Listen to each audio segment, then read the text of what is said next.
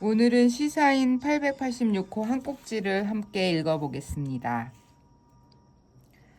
각자의 지옥을 품고 살아가는 사람들에게 영화 한국이 싫어서는 동명소설을 바탕으로 제작됐다. 직설적인 제목은 한 번쯤 사람들이 품어본 마음을 대변한다. 하지만 영화는 외국 생활을 낭만적으로 그리진 않는다. 18평에 사시면 안 돼요. 재개발 지역으로 이사를 앞둔 가족에게 개나가 말한다. 동생까지 식구가 4명이고 20평대로 가면 좋겠지만 그러려면 돈이 더 필요하다. 개나가 적금을 꽤 보태는 수밖에 없는데 그걸 주면 뉴질랜드에 갈 수 없다. 한국이 싫어서 새로운 나라에 정착하기로 결심한 개나의 녹록지 않은 현실을 보여주는 동시에 그럼에도 끝까지 의지를 관철하는 캐릭터를 설명하는 대사다. 배우 고화성이 영화 한국이 좋아서에 출연하기로 결심할 때 이 18평 대사가 결정적인 영향을 미쳤다고 한다.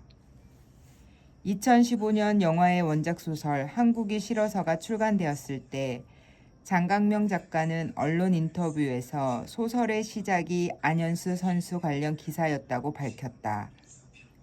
쇼트트랙 올림픽 금메달리스트 안현수 선수가 러시아로 귀화했다는 소식이 전해졌다.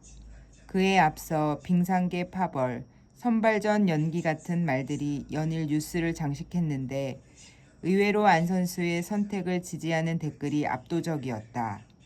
사람들이 빙상계를 한국 사회 전체의 모습에 빗대 생각하는 것 같았다. 2010년대 들어 헬조선 담론이 유행하고 있었다. 빈익빈 부익부, 청년실업, 흑수저, 엠포세대 등 한국 사회를 수식하는 단어만 봐도 탈조선해야 하는 이유가 넘쳤다. 출간한 뒤 9년이 지났지만 현실은 별로 달라지지 않았다. 영화 초반의 내레이션은 수도권에 거주하는 청년의 오늘을 묘사하는 것 같다. 회사 다닐 땐 매일 울면서 일어났다. 매일 울면서 일어났어. 출근 시간에 인천에서 강남까지 가본 적 있어? 마을버스를 타고 12정거장을 가서 지하철역에서 내려 그렇게 2시간을 대중교통에 시달리다 보면 내가 전생에 무슨 죄를 지었나 싶어. 개나는 20대 후반 직장인이다. 7년 사귄 남자친구 지명과 개나의 적금을 깨서 아파트로 이사 가자는 부모를 뒤로하고 한국을 떠난다. 왜 한국을 떠났느냐? 2마디로 요약하면 한국이 싫어서지 3마디로 줄이며 여기서는 못 살겠어서. 본인이 경쟁력 없는 인간이라 한국에서 못 살겠다고 개나는 말한다. 추위도 너무 잘 타고 뭘 치열하게 목숨 걸고 하지도 못하고 물려받은 건 개뿔도 없는데 까다롭기는 또 더럽게 까다롭다 라고 스스로를 정의하지만 한편으로는 배고프고 춥지만 않으면 행복하다고 생각하는 편이다. 그조차 갖추기 어려운 현실의 염증을 느낀다. 고화성 합류로 판이 커졌다. 2015년 원작을 읽은 장재건 감독은 영화화하고 싶다는 생각이 들어 바로 출판사에 연락해 판권을 문의했다. 한여름의 판타지야, 5시부터 7시까지의 주의 등 주로 독립영화를 연출한 그로서는 고화성 배우가 출연을 수락하면서 판이 커졌다고 느꼈다. 영화는 지난해 제28회 부산국제영화제 개막작으로도 선정되었다.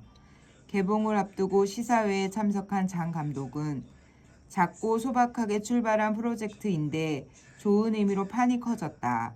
감당이 안 된다는 생각을 하면서 지금까지 왔다라고 말했다. 원작이 출간되었을 당시 대중은 특히 직설적인 제목에 감흥했다. 한 번쯤은 품어본 마음을 대변하고 있어서일까? 장재건 감독은 개나의 이야기에 꽂힌 이유에 대해 이렇게 말했다. 개나라는 인물은 계층적으로 그렇게 풍족하지는 않지만 좋은 가족이 있고 건강한 애인도 있고 심지어 정규직 직장인이다. 그럼에도 불구하고 갖고 있는 갑갑함이 있는데 그게 이전에는 없던 감각 같았다. 특히 지난 10년간 여성들이 한국 사회에 가진 피로감이 엄청나다는 걸 아는 게 중요하다고 생각했다. 게나의 선택에 주목했다. 어떻게 보면 인생의 다음 장이 그려지는 상황에서 게나는 다른 결심을 한다. 각색과 촬영을 거치는 동안 팬데믹을 지났다. 8, 9년 동안의 이야기를 다루는 데다 코로나19로 다시 외국 생활에 대한 질감을 어떻게 표현할지 고민했다. 새로운 공간으로 이동한 게 게나가 자신의 지난 삶을 환기하려는 순간과 만났으면 좋겠다고 생각했다. 뉴질랜드에서도 먹고 살기 위해 계속해서 일과 일 사이를 오가고 선택의 연속인 게나의 모습 사이사이 과거의 게나가 그려진다. 한국에서 일상을 좇다 보면 그의 선택이 낭만에 기댄 즉흥적 판단은 아니라는 확신이 든다. 남자친구 지명은 한국이 그래도 노력한 만큼 이룰 수 있는 사회라며 이만한 데가 없다고 말한다.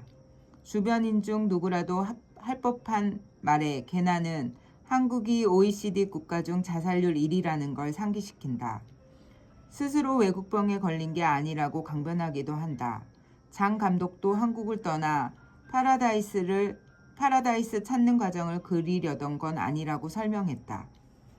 뉴질랜드가 한국 사회보다 진일보된 나라여서 거기가 훨씬 더 좋다거나 하는 이분법적 메시지를 담으려 했던 영화는 당연히 아니다. 게나가 만난 뉴질랜드, 이민자 가정도 언뜻 안정적으로 정착한 것처럼 보이지만 실상은 아니다. 한국 사회에서 주인공이 겪은 고통과 고난의 경험을 세세하게 묘사하거나 뉴질랜드 생활을 낭만적으로 그리지 않는다는 점에서 제목보다 훨씬 온건하게 툭툭 말을 거는 것 같다. 지금 한국 사회에서 잘 버티고 있나요? 영화에 나오는 인물뿐 아니라 저마다 각자의 위치에서 지옥을 품고 살아가는 것 같다고 장 감독은 말한다. 나처럼 40대 남성이고 기혼자고 아이를 키우고 있는 입장에서도 한국 사회는 어렵고 팍팍한 곳인데 여성이거나 소수자이거나 장애를 가지고 있는 사람에게는 훨씬 더 어렵다. 그런 담론은 다 끌어안고 있지는 않지만 영화 속 인물들은 그나마 가시화된 존재들이라고 생각했다. 이들도 실은 저마다 어려움을 갖고 있는 거다. 스스로 느끼는 고통스러운 삶의 질감을 창작으로 승화하고 싶었던 감독이 겪고 있는 지옥은 이렇다. 사회가 갖고 있는 정상성에 대한 강요가 여전히 어렵다. 20대 청년들도 그런 부분 때문에 고통스러워 하는데 40대 중반이어도 여전히 적응이 안 된다. 게나가 뉴질랜드에 가지고 가려다 수화물 무게가 넘쳐 급히 가방에서 뺀 책 중 추위를 싫어한 펭귄이 있다. 추운 걸 싫어하는 펭귄이 따뜻한 남쪽 나라로 가는 여정을 담고 있다. 게나와 주인공 펭귄이 겹쳐 보인다. 고화성 배우는 누가 데려다 준 게 아니라 펭귄 스스로 고난을 거쳐왔기 때문에 다른 환경을 누릴 수 있는 거라는 메시지가 책에 담겨 있다. 타지 생활이 녹록치 않지만 그 때문에 게나가 앞으로도 잘 살아갈 거라는 마음을 담아 연기했다라고 말했다. 원작에서도 마지막 부분을 가장 좋아한다는 장 감독이 다시 뉴질랜드로 떠나는 게나에게 마음속으로 주문처럼 외운 말도 이와 비슷하다. 관객에게 던지는 메시지이기도 하다. 살아남아야 한다. 살아있어라. 오늘은 제가 매주 정기 구독하고 있는 시사인에서 한 꼭지를 읽어봤는데요. 캘리그라피를 하다 보면 여러 좋은 문장을 찾아 헤맨다고 했는데